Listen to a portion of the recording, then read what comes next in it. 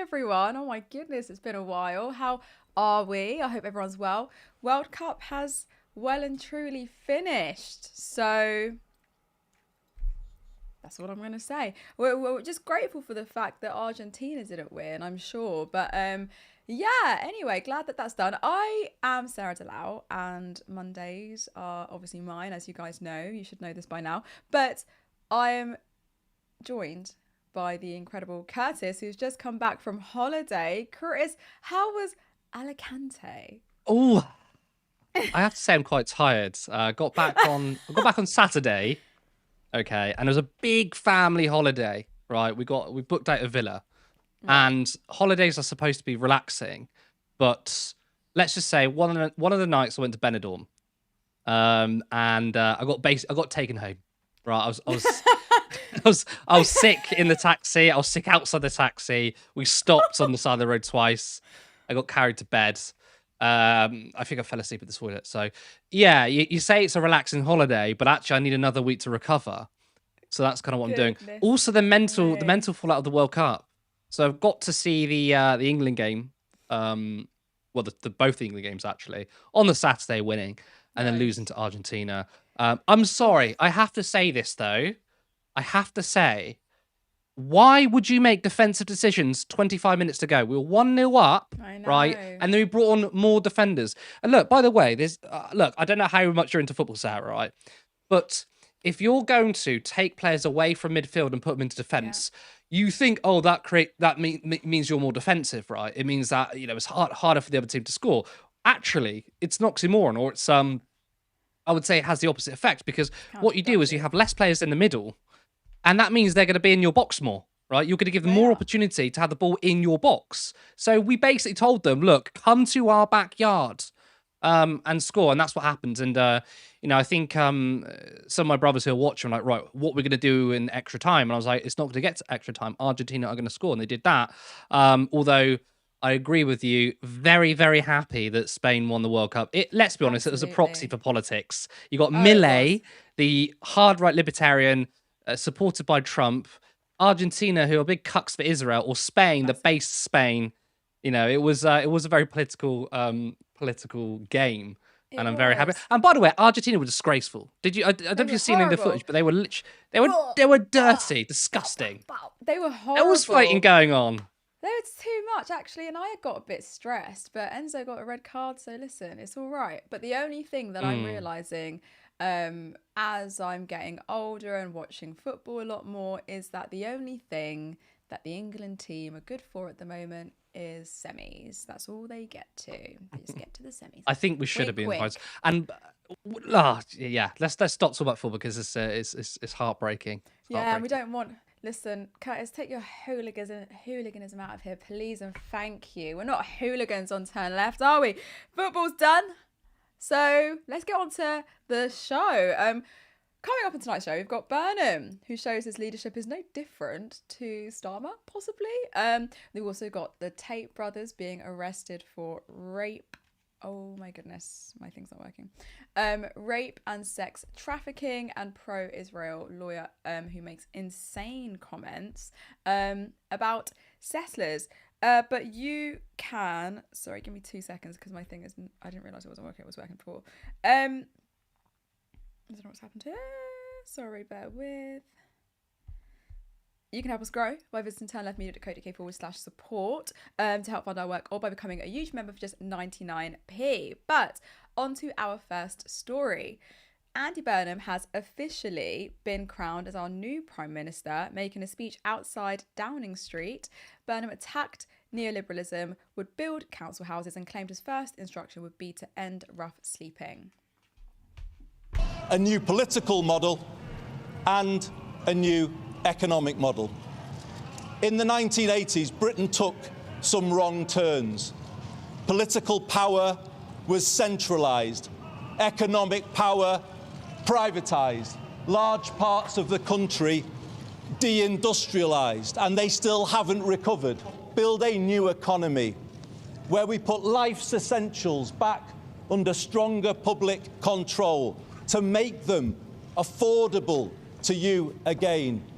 Reindustrialising Britain using public procurement to back British industry. And we will build more council homes. That is the fair and sustainable way to bring the welfare bill down, to meet our fiscal rules. I will soon go through that door behind me and issue my first instruction to end rough sleeping in our country.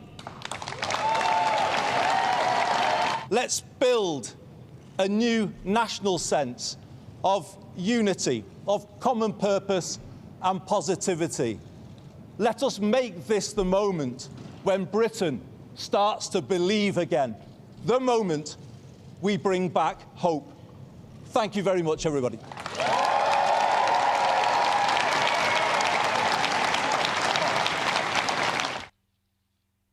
When Burnham became Labour leader, his speech focused on ending factionalism. Despite this, there have already been briefings against him. Some of his own supporters fret that his transition to government has been dominated by a policy vacuum, indecision in his inner circle, a high-profile falling out with one of his main allies, and a nascent rebellion from Labour's left flank. The faction that fought to get him the job in the first place. Several people who supported Burnham's candidacy said they were concerned by how he and a circle of close advisors were conducting themselves. They had many broader allies of planning for power appearing at odds with his commitment to inclusivity, the people said. One accused Burnham and his team of doing the opposite of his promise to decentralise power. Many were anticipating who Burnham would pick as Chancellor, showing us what type of government he wants to lead. Many believe that Ed Miliband would have been the choice. Instead, John Healey has been appointed. He was the former Defence Secretary, which Ed Miliband will occupy. One MP said it risked disappointing those who thought Burnham would govern more radically. Another warned it didn't bode well for the rest of the party if Burnham treats a key supporter who was integral to his ascent to power in that manner. The left-wing mainstream campaign group, which backed Burnham, warned on Friday that it wants to see a progressive chancellor, quote-unquote, who, quote-unquote, understands the threat that climate breakdown poses, an implicit endorsement of Miliband. Burnham hasn't announced his cabinet yet, but the more important aspect of his leadership is the team he has chosen around him, specifically his chief of staff. Burnham has chosen corporate lobbyist James Purnell, who previously led Flint Global, a lobbying and advisory firm. Their clients include Apple, Amazon, BP, Google, Microsoft, Uber, and Thames Water. Purnell supported the invasion of Iraq. He was the ex-chair of Labour Friends of Israel and supported PFI. Burnham also appointed Alison Phillips, former CEO of Labour Together, the right-wing group that destroyed Corbyn and elevated Starmer to power. Burnham has curated this man of the people aura, yet according to former advisor David Lammy, he is very well known to the ruling elites. Do you think we will see a change in attitude toward foreign policy? One of the things that I was quite struck by when I was working for David Lammy as Foreign Secretary and travelling extensively in the Gulf is that Andy Burnham is very well known to the ruling elites in Qatar and the UAE because they've invested so much in Manchester and in particular its football clubs. They're often flying in to see games at Man City from the UAE, and they view him as an excellent economic diplomat. And were asking us, and this is a long time before Andy Burnham was beginning his long road to Downing Street, was Labour intending to make the UK as great a place to do business in as Manchester? So he's already been an economic diplomat for a long time. Wow. So a lot happening on that front. Let's bring in Curtis. Curtis, what are your thoughts about Burnham's speech? I think my first thought is he seemed quite nervous. And look, that's fair enough. You're addressing the nation as Prime Minister for the first ever time. I guess it's because he's been outside the Westminster bubble for a long time and he's coming in. It's not that important, but it's something I picked up upon. Look, let's take the speech for what it is, and then we can talk about the background stuff. His speech was pretty left-wing in terms of rhetoric. I'm not going to lie to you. Someone in our chat actually said it's whispers of Corbyn and Polanski. In fact, his announcement that his first instruction will be to end rough sleeping is a direct copy of what Jeremy Corbyn said he would do. He said multiple times now, Corbyn, that his first instruction as prime minister is to end homelessness in Britain, and that was something that, like, it raised the hair on the back of my neck because politicians have long forgotten vulnerable people, especially homeless people. And you can even see, I know again, Twitter's not real life, but the response to Andy Burnham saying that he wants to end rough sleeping is, well, he doesn't really speak for me, or it's childish politics. Crazy stuff. I mean, it's not childish politics, is it? It's a basic compassion. Something that was missing from Keir Starmer, of all of his speeches, he never once spoke about or really spoke about homelessness. So, yes, on terms of rhetoric, very good. I like the fact that he specifically said council housing. He didn't say affordable housing. He didn't say social housing. It's not the first time he said it. He said council housing. That's really important. He used the term neoliberalism. In our interview with Andy Burnham and Callum Taylor, he said he wanted to end neoliberalism. He said it multiple times. And the speech, along with his leadership speech, was very much about attacking Thatcherism. And that's what he did. He said, with the 1980s, we took wrong decisions. And essentially what he means is privatization. So you got end to neoliberalism. He's talking about council houses and he's talking about ending rough sleeping. In terms of rhetoric, that is really, really good. And I can tell you right now, that speech wouldn't have happened without Zach Polansky. The so-called leftward turn, we'll get into that in a second, but the so-called left-wing turn of the Labour Party is down to Zach. Because why would the Labour Party pretend to be more left-wing? Because they've realised they're losing votes to the Greens, and also because of Zach Polansky's leadership, he's forced this to happen. I think the one thing that Andy Burnham understands, in which Keir Starmer either didn't understand or didn't care, is that he needs left-wing voters. And I think Andy Burnham acknowledges that. So that's the rhetoric, that's the speech. But what about the appointments? What about the things behind the scenes? Well, that's where it gets a bit more complicated, a bit more worrying. And I think that it speaks to who Andy Burnham is. James Purnell is a corporate lobbyist. He's a pro-Israel guy, as you pointed out, supports PFI, the Iraq War, whatever. The guy, one of his clients for Flint was Thames Water.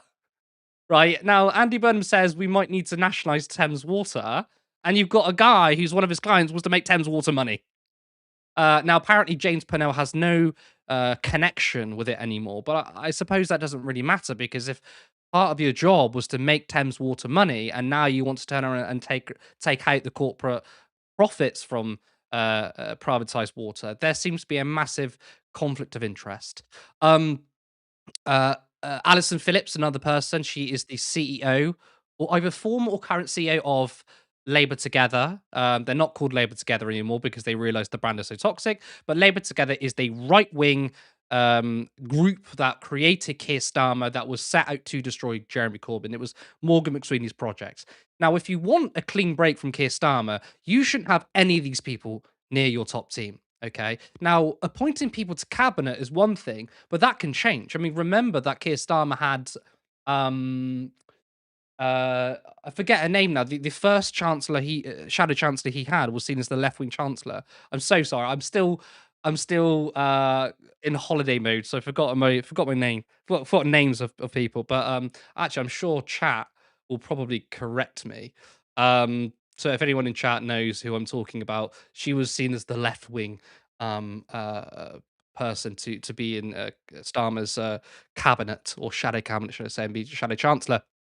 That doesn't matter because he then replaced her with Rachel Reeves. So cabinet picks is less important to me because they can change. Advisors who stick around, that's more important. And advisors so far is James Purnell and Alison Phillips, who are basically just Keir Starmer continuity. So I don't have much hope that Annalise Dodds, there we go. I knew someone was going to say Annalise Dodds, right? She was seen as the lefty, and she quickly went. Of course, when it comes to his current, I mean, the cabinet's still being picked, right? But choosing John Healey as chancellor was quite a surprising one, I think. I don't think anyone expected that. It was basically Ed Miliband. That was the expected person. That was like the left wing choice, or Shabana Mahmood. Now, Shabana Mahmood made absolutely no sense. The political class, by the way, seemed to love her. They're like, regardless of your politics, Shabana's really impressive. No, no, no. She's awful. Her immigration policies are vile. I believe she's staying now as Home Secretary, which is, incredibly worrying. And Ed Miliband was the obvious choice to show that the Labour Party was moving more towards the left. Now, I can understand why Burnham didn't pick Ed Miliband for now. Ed Miliband is still the guy that lost the 2015 general election. He's not very popular. And, of course, the bond markets. The bond markets would have lost their shit over Ed Miliband. It's ridiculous that we're in hot to the bond markets, but I think that was the point. John Healey is someone who's not going to affect the bond markets, largely because no one expected him to be the choice. But ultimately, you don't want to be in hot to the bond markets. You want to change policy. And I think that John Healey is just going to be a guy who is going to want to spend those money in defense. I mean, he was former foreign secretary, right? Now he's in charge of the treasury. He's going to be spending loads of money, I think, on foreign affairs and defense. In fact, I can easily see one of the first policies coming out is to cut welfare spending and increase defense, which is what Andy Burnham said he was probably going to do. He said he wasn't squeamish of doing that. So that was something he already thought about. So maybe he had John Healey in his sights already. Who knows? But ultimately, it's only half a shadow cabinet. And again, it can change. But this is a group of people who doesn't inspire confidence of real change, despite the rhetoric. Now, you have to remember, Keir Starmer and Rachel Reeves, they all made speeches in opposition about ending neoliberalism. They didn't specifically use the term neoliberalism, but they were saying stuff like leaving everything to the market has been wrong. We shouldn't be doing that. We need to use the states to invest, an active state. They said all the right things. And some people were even fooled that, oh, this will be an end of neoliberalism. But it wasn't really, was it? Because so much public procurement was, sent out to private tender. And notice the clever wording that Andy Burnham is using in his speech, or in many of his speeches, actually, which is that we need more public control. And that doesn't fill me with confidence because he's not saying nationalisation, he's saying public control. What does that mean? It doesn't mean nationalisation. So it's all up in the air. Excuse me. It's all up in the air. I think the cabinet so far shows there's not going to be much change. His advisors show it's going to be continuity Starmer, but the rhetoric's different. So I think that is Andy Burnham in a nutshell. He's got a left-wing aura about him, right? He's got this like he's left-wing coded. That's why he's popular. That's why in the Makerfield by-election it was all about Andy Burnham, not Labour, because for some reason he's left-wing coded, even though he's not. So I don't expect much change, to be honest.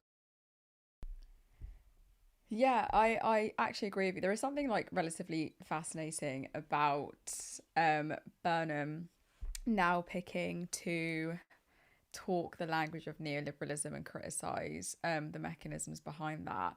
It's like what you said. He is very, very like, he knows what he needs to say to kind of get people on side. And that's why I do feel like he's a little bit vibesy. He's very left-wing coded. And I think there is something to be said about the adopting the rhetoric of Corbyn and, like you said, Polanski, which is a really great point, that he knows the Greens have shifted or are wanting to shift the Overton window left. And the reason why Labour failed so miserably is because they were trying so hard to chase towards the right. The Overton window shifting right, Labour trying to do that, and then they ended up losing their loyal base. So we'll see what happens, but we need to remember that Andy Burnham is a politician who has spent the last 20 years essentially leading the insurgency against Britain's economic consensus. He is someone who was involved in all of with privatization and just the things that I Well, think he was yeah, go ahead. Well, he was health secretary, and I think he funded a hospital in Manchester through private procurement. Like, he's not hostile to privatization. He's not. In fact, like he used a bastardization of his own joke, right? Which is that a Blairite, a Corbynite, a Starmerite turns up in the bar. What will you have, Burnham? And that's kind of what he is.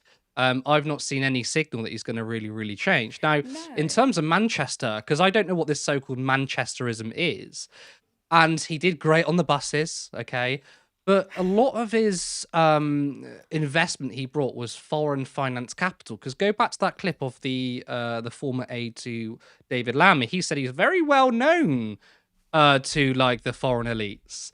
And that again scares the shit out of me, because that's kind of what he did when he so-called brought in lots of social housing. It was all based on finance capital, money from abroad, and they weren't even affordable homes. Like the target was like 7,000 affordable homes, and they got like 10% of it. So there's a lot of red herrings when it comes to Andy Burnham's mayoralty. It wasn't that good. It wasn't a disaster, but it wasn't that good. And he doesn't, to me, show that he really offers a break from neoliberalism, despite saying that. So I think he's kind of going to be Starmer 2.0 with maybe a bit more charisma. Although again, he seemed very nervous in his speech there. Very nervous, because I think he knows that there's a lot of eyes on him. And you're absolutely right. This is someone who has spent years inside New Labour, a government that essentially embraced these market mechanisms in public services, expanded private finance through, like you said, PFI, and deregulated parts of the economy. So I have my reservations about Andy, and I think it's one of those things that we just have to wait and see. Do I think he wants to win back the Labour base? I do, but then if you're sticking with the the same sort of cabinet that was surrounding Starmer, then I question what's going to happen going forward. But I do find it ironic that people were mocking Polanski and the Greens and Corbyn for the language around neoliberalism, and I wonder if he's going to be met with the same sort of mockery. Will people go, "Oh, neoliberalism? What the fuck are you talking about?" Or go ahead. Well, I have seen corporate journos already say stuff like, "Why is he bringing up Margaret Thatcher? Margaret Thatcher grew the economy and left it in a great shape. She didn't actually. Growth was terrible. The economy was in a really bad way." And that's before you get to the fact that she literally ripped out the heart and soul of this nation and gave it to private companies. So even if you were to look at the economy in a very, very mainstream economic way, she didn't grow the economy. It was a really, really bad economy that she left. Unemployment was quite high under Thatcher. A lot of people are saying, why are you talking about Thatcher? She was voted in 40, 50 years ago. The reason why he's correctly bringing up Thatcher is because we've never had a politician or government that's really meaningfully change things. We know the famous line from Tony Blair, my job is to build from Margaret Thatcher. We know the famous line from Margaret Thatcher, which she said New Labour was her invention. Her greatest achievement was New Labour. And then after New Labour, we had the Conservatives who plunged this nation into chaos with austerity, and 330,000 people were murdered by the state. And then, of course, we had Brexit, and we've had crisis after crisis after crisis. Yeah. I was speaking to Alyssa actually before the show, and she was telling me how the tenure for prime ministers is getting shorter, right? And she told me she watched something online, and someone had a hypothesis that the reason why, we're getting shorter prime ministers is because of social media. I don't think that's the case, actually. I don't think social media is contributing to that. Obviously, the argument is, well, people's attention spans are getting shorter. We want change quicker. But there are many countries around the world in which they have long-term governments, and some prime ministers serve their full 2 terms. I think in this country, uniquely, we have lots of prime ministers. It's because we have a unique problem with the set of crises we face. We've had the crisis of privatization and neoliberalism. We've had the crisis of austerity. We've had the crisis of Brexit. So all these things compounded together, and you've got politicians who are like, we're not going to meaningfully change things. And of course it's going to do that. And also, older people decide elections. So if younger people are usually on social media, then I don't think that the rise of social media has caused shorter term prime ministers, because older people are deciding elections. The biggest issue for Keir Starmer at the beginning of his downfall was scrapping the winter fuel allowance. Okay, so it's not that the fact that he didn't change things quick enough, although he should have. I think the downfall of Keir Starmer was making the wrong decision. And I think that's something that Andy Burnham might not do. Like, he might not make really, really bad decisions. But that doesn't mean it's good enough. It means he might be able to serve a full term. But we obviously need radical change in this country. Let me be very clear here. Who am I? Starmer. He was the most unclear individual that was at 10 Downing Street, and his own hamartia, his fatal flaw was just his inability to make decisions. I think he failed miserably. He had no charisma, no backbone, very slimy. So we'll see what Andy does. Did you want to unpack more about whether he'll be Starmer 2.0? But I feel like you've answered that somewhat already, but maybe you can unpack it further. Well, I do want to quickly mention about homelessness. I think there are people going out there and attacking him, saying, well, he doubled homelessness in Greater Manchester. That's not true. So he became Manchester Mayor in 2017. I'm going to pull up the graphic actually on my screen just so I can remember. So in 2017, he was elected and he pledged to end rough sleeping by 2020. He reduced it, looking by the numbers, by a significant amount. That's it, by 57%. Now, of course, he missed the target. He said he'd end homelessness and rough sleeping by 2020, but he reduced it by 60%. And then, of course, from 2020, it climbed up, and now it's about 20%, about 20% less than it was in 2017. You do have to remember that obviously we housed many people during the pandemic, and then we just kicked people out. So obviously the pandemic did have an issue. Yes, he failed on his pledge to end rough sleeping by 2020, but he did reduce it by 60%. So I don't think it's like, people attacking him for that. At the end of the day, I think reducing it by 60% is better than nothing. I have no reason to believe that he won't try his hardest on that. Like, I do think he really believes in that. But of course, whilst this is such an important issue, we still have multiple crises, namely the climate crisis, and he doesn't have Ed Miliband as Chancellor. And that's the thing, right? If you don't have Ed Miliband as Chancellor, what's going to happen is Ed Miliband is going to be the same kind of... He's going to play the same role as he did under Keir Starmer. Say like, oh, we shouldn't be doing this and that, but he doesn't have control of the finances. And now it's looking like that Andy Burnham might start drilling in the North Sea. And that's something that's worrying people. Now, apparently the reason why... I know we want to move on, but apparently the reason why Ed Miliband... apparently the reason why Ed Miliband wasn't chosen as Chancellor is because there was lobbying to stop Ed Miliband from becoming Chancellor, because there is there is friction between the unions and Ed Miliband's. Lots of unions want to drill the North Sea. They think it will create jobs, and they think that net zero and green energy is a job killer. This is where unions don't always have the right side of history. In fact, Jackdaw would only create 27 jobs. So the unions are wrong on this, by the way. Even if they wanted to come from a workers' jobs protection angle, like, it's not going to create much jobs. And of course, drilling for North Sea, thanks to Thatcher, because she sold that shit off, it doesn't mean that we get to reap the benefits of drilling in the North Sea. It's going on to the international markets. So when it goes on to the international market, who's going to get it? It might not be us, and it's still going to be subjected to the price mechanisms of the global financial market. So it's not going to save us any money. I think it's more virtue signaling, because a lot of right-wing politicians are supporting it. Rupert Lowe's like, oh, well done, Andy, this is actually quite good. So looking at Ed Miliband means he's going to play the same cut role, which is like, oh, we need to do more green stuff, but he has no control of the finances. So Ed Miliband is going to be an irrelevant piece in this puzzle, unless Burnham is thinking in a year's time we're going to bring him in. I don't know. Not sure. Sorry, I was trying to sort out my mic, but really, really well said. And super. Maybe I just need to speak up, guys. I need to just shout a little bit. I think people were saying that you should be close to the mic. I mean, in my earpiece, you sound great. But yeah. Maybe bring it closer. Well, do you know what it is, guys? I'm actually trying to work on my posture, because all I do is slouch. So I'm hoping that might be a little bit better. So do let me know if it's okay. But really well said, Curtis. I think we should move on to the next story. Right, next story. I feel like this man is chasing me. I hate him. Andrew and Tristan Tate have spent years building a mythology in which they are untouchable men operating beyond the reach of ordinary morality, ordinary accountability, and apparently ordinary law. But on Saturday, that mythology collided rather dramatically with the United States Marshals Service. The Tate brothers were arrested in the US as further UK charges take the total to 59. Can we actually just reflect on the fact that there was 59 charges against these boys? Men. The brothers were arrested in Miami after British authorities brought 38 further criminal charges against them and requested their extradition to the UK, bringing the total number of British charges they faced to 59. Andrew Tate faces 7 further counts of rape alongside charges relating to trafficking for sexual exploitation and indecent images of a child, whilst Tristan Tate faces charges including 2 counts of rape and 3 counts of arranging and facilitating trafficking for sexual exploitation.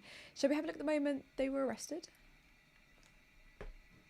In 2024, the CPS authorised 21 charges against Andrew Tate and Tristan Tate following our investigation into allegations of sexual offences dating back to 2012.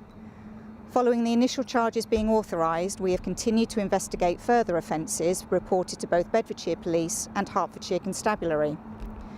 As a result, 38 new charges in total have now been authorised against Andrew and Tristan Tate, bringing the total number of charges faced to 59. The charges relate to 7 victims, spanning a period from 2010 to 2017. Our officers have worked closely with the CPS and both national and international law enforcement agencies as part of this complex investigation. I can now confirm that officers from the United States have arrested both Andrew and Tristan Tate in relation to this matter overnight, and they have been detained pending ongoing legal proceedings. We understand the interest that this case will generate. We would urge the public not to speculate and to allow the legal process to be carried out correctly. I want to make it clear, there is no place for male violence against women and girls in our society, and we will continue to work tirelessly to support victims and investigate all reports made to us. I'm going to unpack that statement in a second, but 4 additional alleged victims have now been identified by British authorities. The charges relating to alleged offences committed between July 2010 and August 2017. The CPS has said that further allegations include rape, actual bodily harm, and trafficking for sexual exploitation and offences relating to indecent images of children, whilst Bedfordshire Police have confirmed that the brothers were arrested in connection with the extradition proceedings. Tate is also due to face a separate civil trial in Britain brought by 4 women who alleged physical and sexual abuse between 2013 and 2015, allegations which, surprise, surprise, he also denies.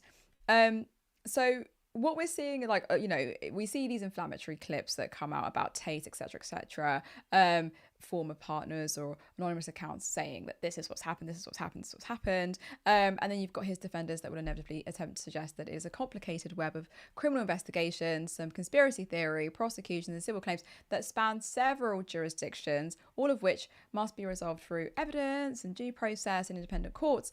But with this statement from the Bedfordshire Police that I just want to unpack, it says that officers from their major crime unit have been working closely with the CPS, etc., etc., etc. The one that I want to focus on the most is that they don't want the public to speculate, like we saw in the video, but it's this last part. There is no place for male violence against women and girls, and they will continue to work tirelessly to support victims and investigate all reports made to them. I just don't I'm really not trying to be pessimistic here, but whenever I see these men who hold this sheer amount of power, they seem to, I look at the royal family and I look at across the pond at Trump, who is still leading a country. I look at these people who are managing to get into these systems that are built to protect the public. I still see violence against women and girls still take such a stronghold in all of these systems, in all of these institutions in society, because it's forming the fabrics of Britain. I don't know if this epidemic that's happening against women and girls, this violence that's happening against women and girls is being sorted out. I don't know how the police are even attempting to say that they take the things seriously that they do, because what we still see is that there are systemic failures that are not believing the victims that come forward about it.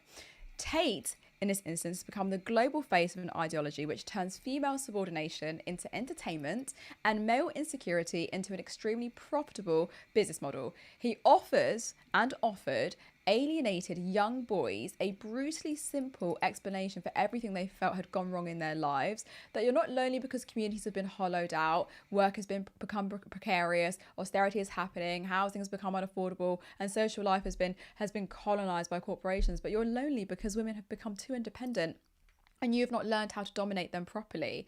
Tate did not create the crisis facing young men and boys, but he recognised that crisis, stripped it of every economic and political explanation, and redirected the resulting anger towards women, and then sold the supposed solution back to his audience through some pyramid scheme, some subscription, a course, and status symbols, and a fantasy of absolute control that they should yearn for.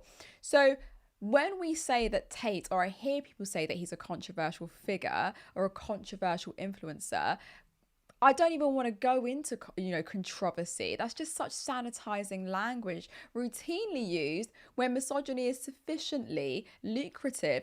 His public persona transformed contempt for women into content into engagement, and engagement into money, into profit, whilst the platforms distributing that content benefited from every furious click and every horrified share. It is a cesspit for radicalization. The consequences have not remained inside adult corners of the internet, because a recent study of British teachers found that this was the case, that 76% of secondary school teachers reported being strongly concerned about the influence that online misogyny has on their pupils, and primary school teachers are not too far behind, that at 60% suggesting that education about misogyny in the online and social media space needs to start much earlier than we might have originally thought. We've got teachers literally saying, I'm concerned about what's happening to young boys.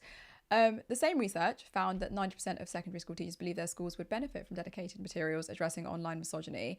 This is not simply some, cultural, moral panic brought about by people who dislike Tate's personality. These are educators that are reporting that the manosphere ideology is entering into classrooms and affecting how boys understand girls and relationships and consent and power. So it's impossible to separate the story from the international political movement which embraced Tate.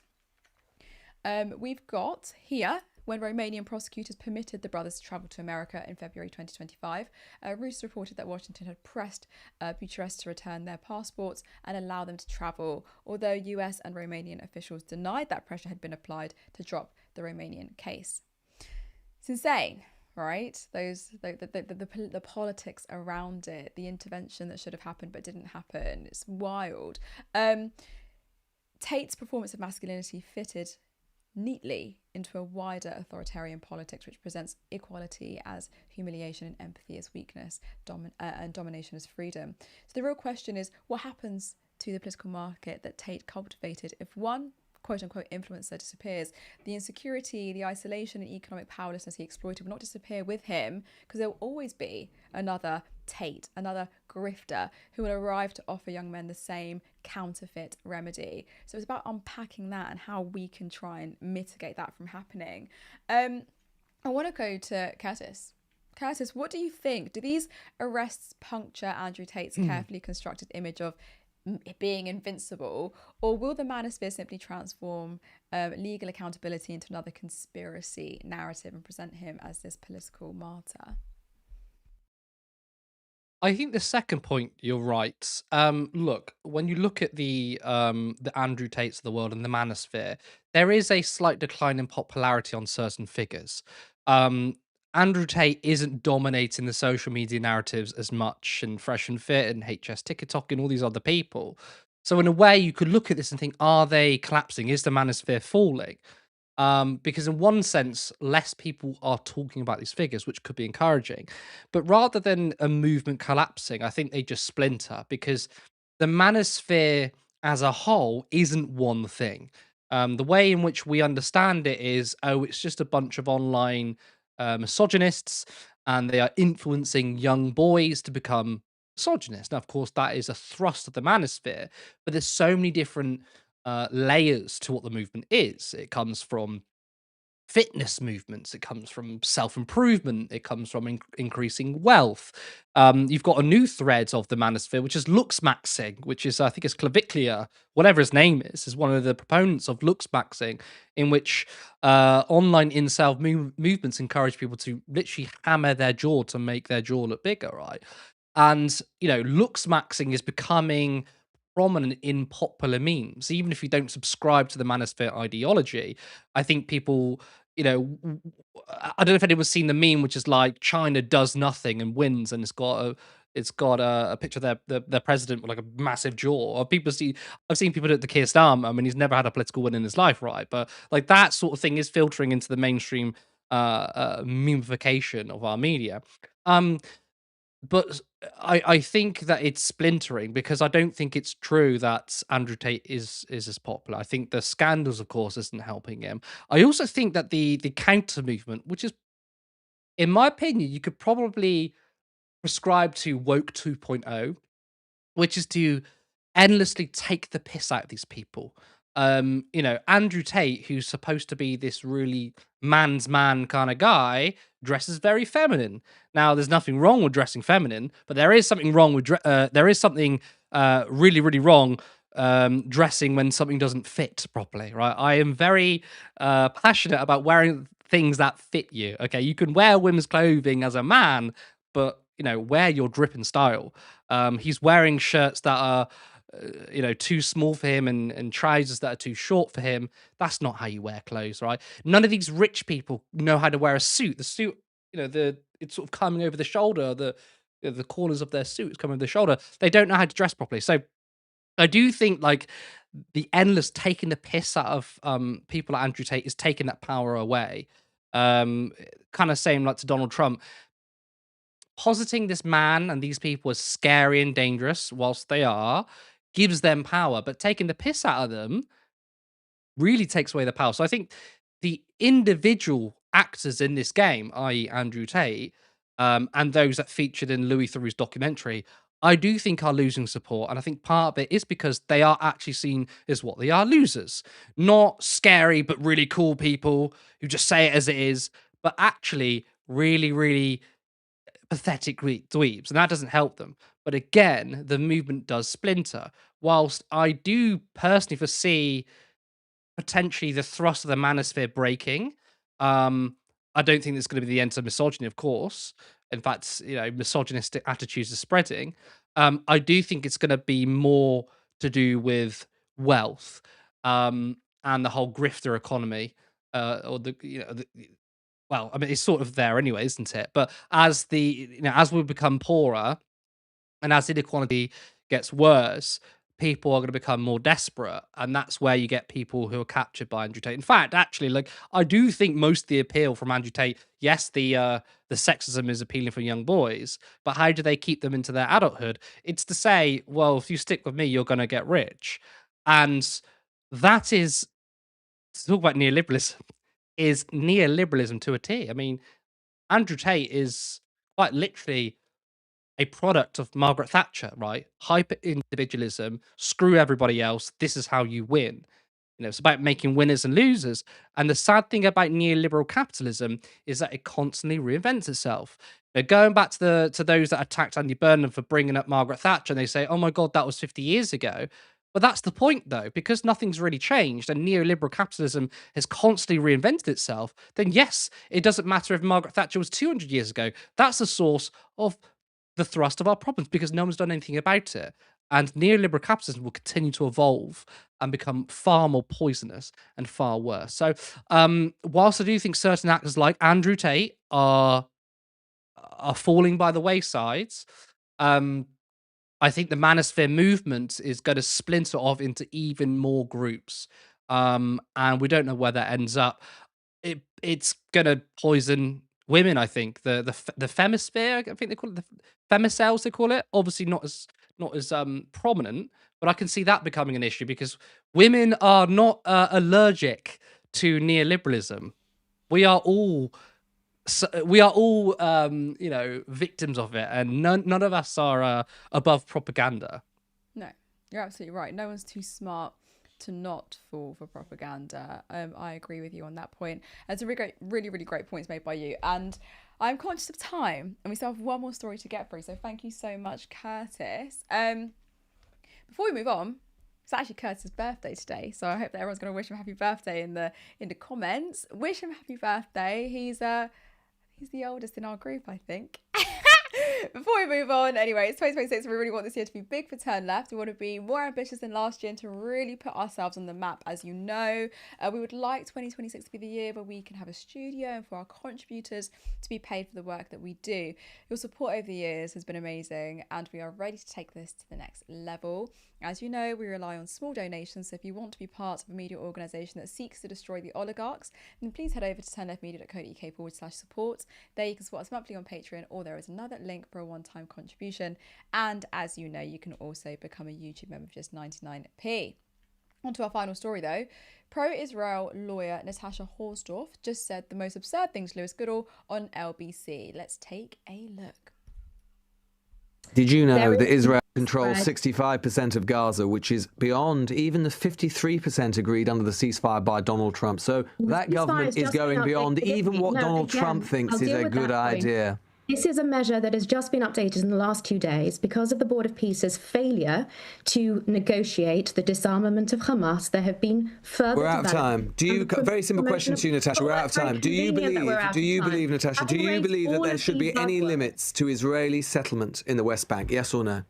I have a serious problem with this idea that Jews should not be permitted to live in certain areas because they are Jews. And no, it's just because they're the homes of Palestinians. It's nothing to do with the fact they're Jewish. They're someone else's home. Incorrect. It's someone else's home. Incorrect. These people have lived in the West Bank for generations. No, this is built on state land. It is categorically a misrepresentation, Lewis, that you have just suggested that anyone has been dispossessed as a result of these proposals. Even the Peace Now website, which is one of the biggest attackers of these proposals. Israel hasn't dispossessed anybody in the West Bank.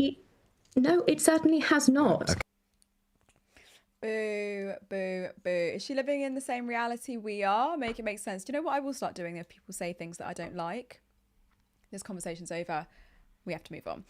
Or I just turn my back to them. I think what makes this whole exchange so insane is that when Lewis Goodall asks whether Israel has dispossessed anyone in the West Bank, she responds with, oh, it certainly has not. Like, really? Denying the extensively documented process of displacement taking place across an occupied territory, and you say no? How do you even begin to deny that?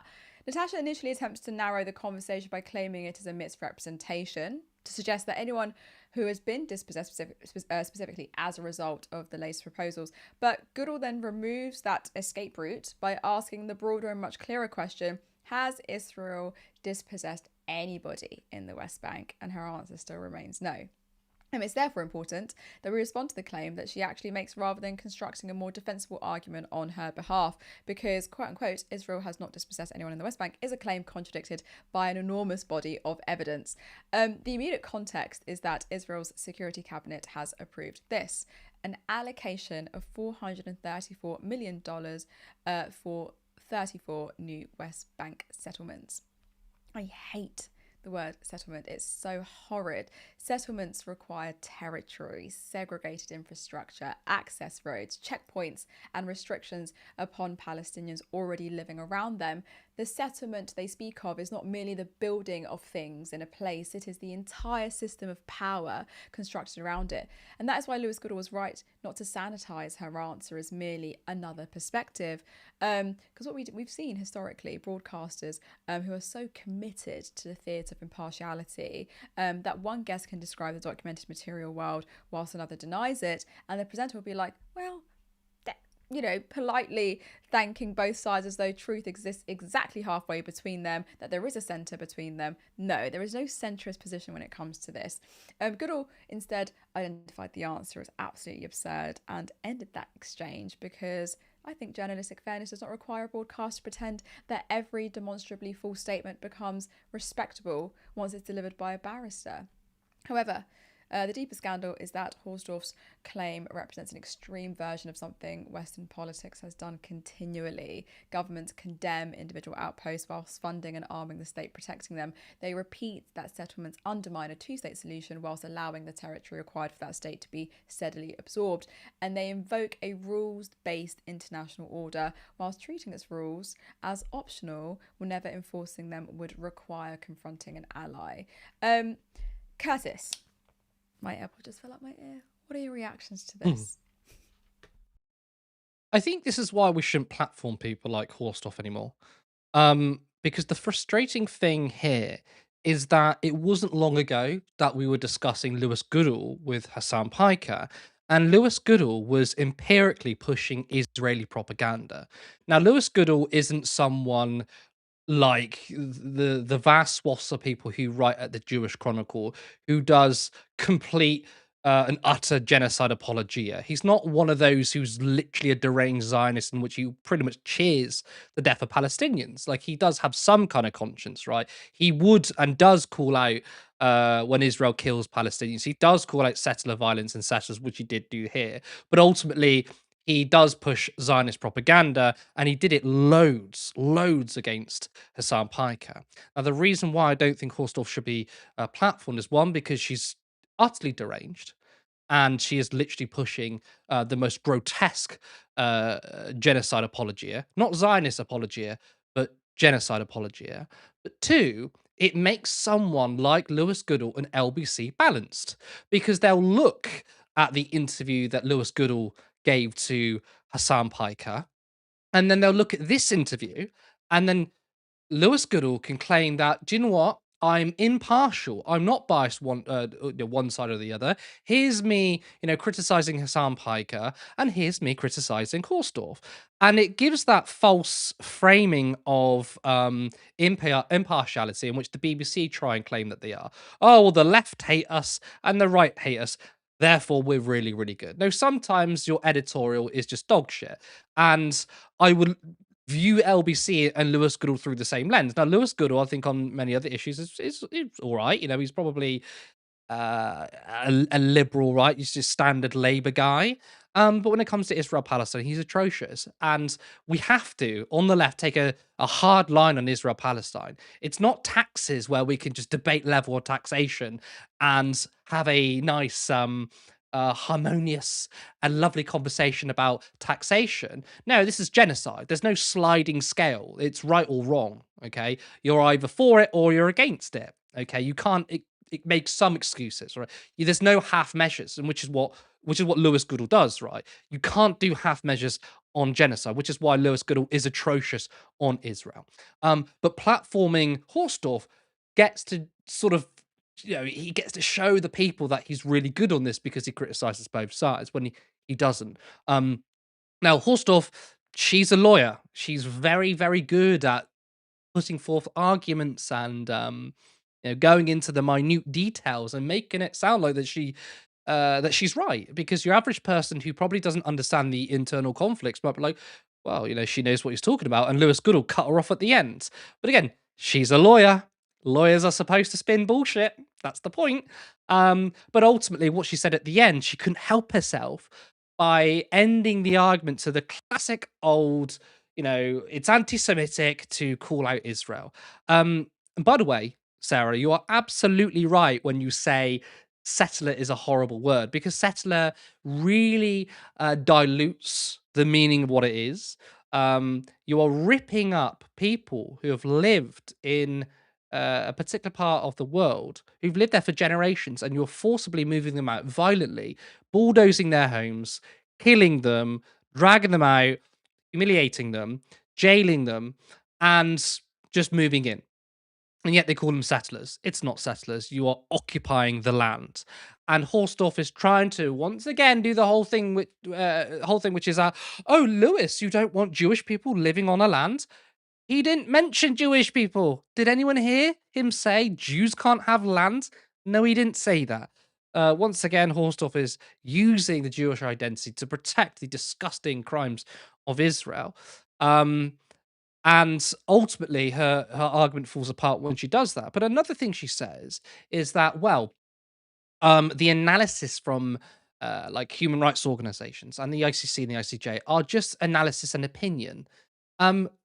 Well, anything, I guess, is an opinion, but when you have opinion based on strong evidence, when you have it on big public bodies, it's not just some random person saying it. These are global bodies are saying this is plausibly a genocide, or there is an occupation going on and settler violence is happening, and just the fact that settlers exist is wrong and illegal.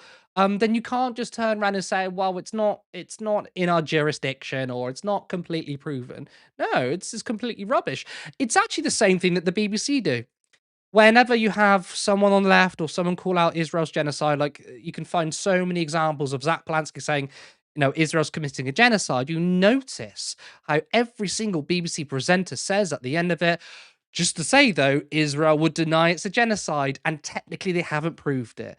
You don't actually have to add that context in, even if it's not proven, because ultimately we have eyes and ears so we can see the ongoing genocide, but there is so much evidence, and the ICJ have ruled that there's a plausible genocide taking place. Now, obviously, I wish they would just come out and say there is a genocide, but just because they haven't said, oh, there is a genocide, doesn't discount all of the evidence, all of the footage that we have seen. And yet the BBC will still say, but Israel would defend themselves. Now, if you were to talk about Russia, and someone went on TV and said, I think Vladimir Putin's committing a genocide against the Ukrainian people, you would not have a single BBC presenter say, but just to say that Russia would deny that they're causing a genocide or they're engaging in genocide, and it's not been officially proven yet. They wouldn't do that tap dancing around for Israel, but the BBC do, and that's exactly what Natasha Horsthoff's doing.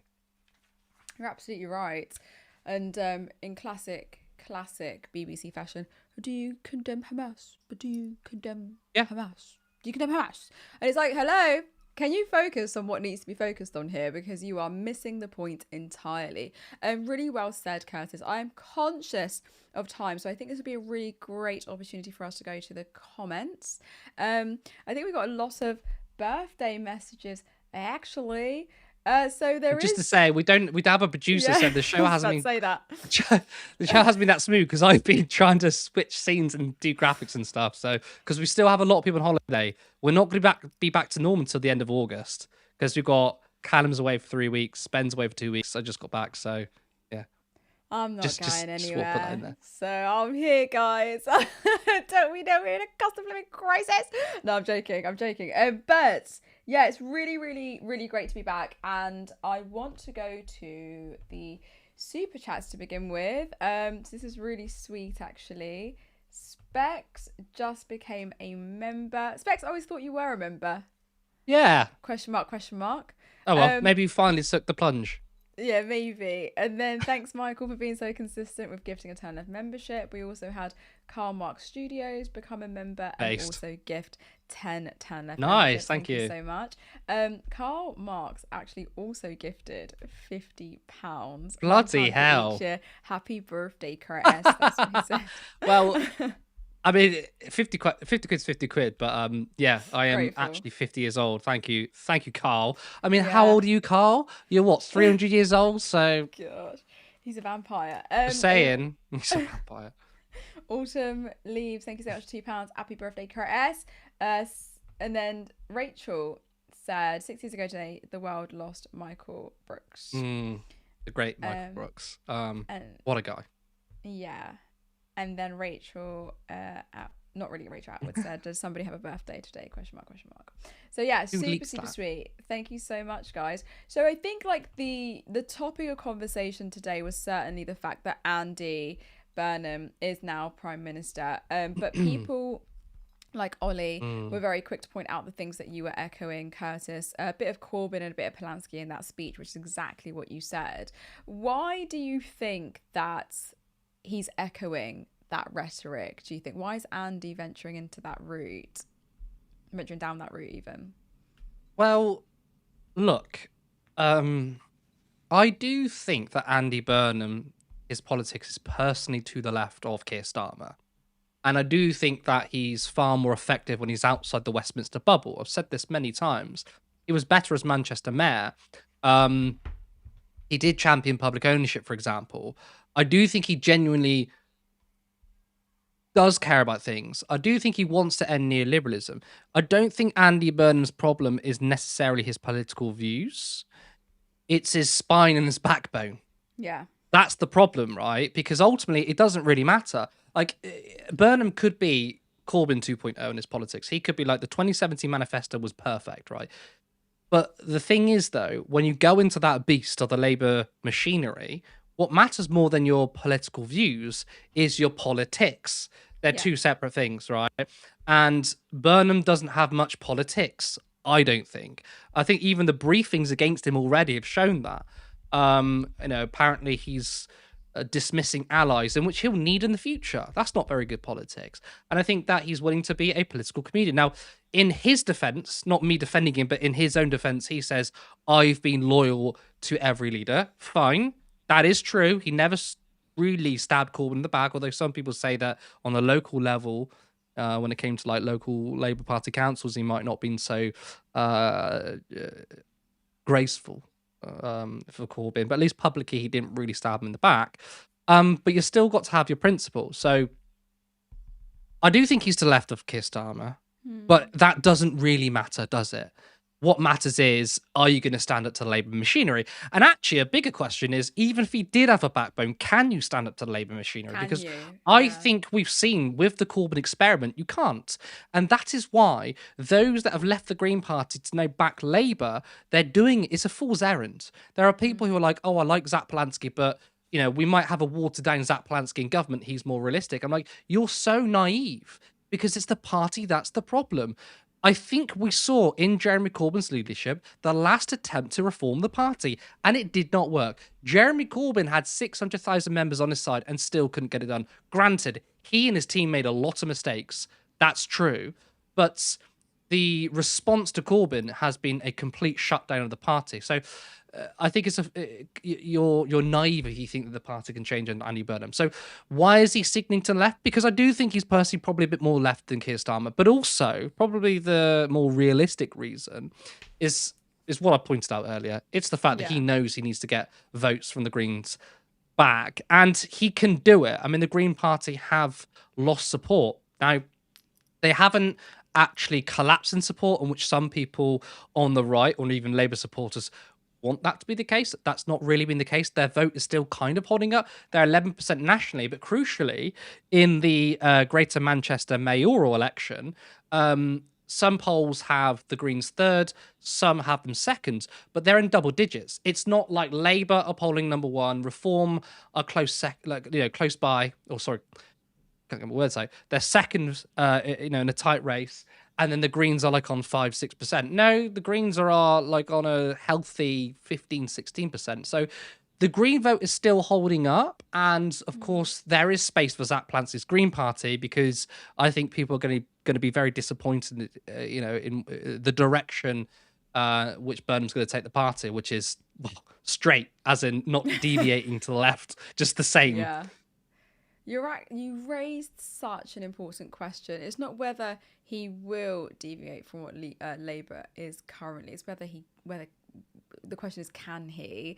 Yeah, and I don't think he can. The Labour machinery is so hard to grapple out of, and I think it is one of those things where we do, and I hate saying this because it sounds so simple, but we do just have to wait and see.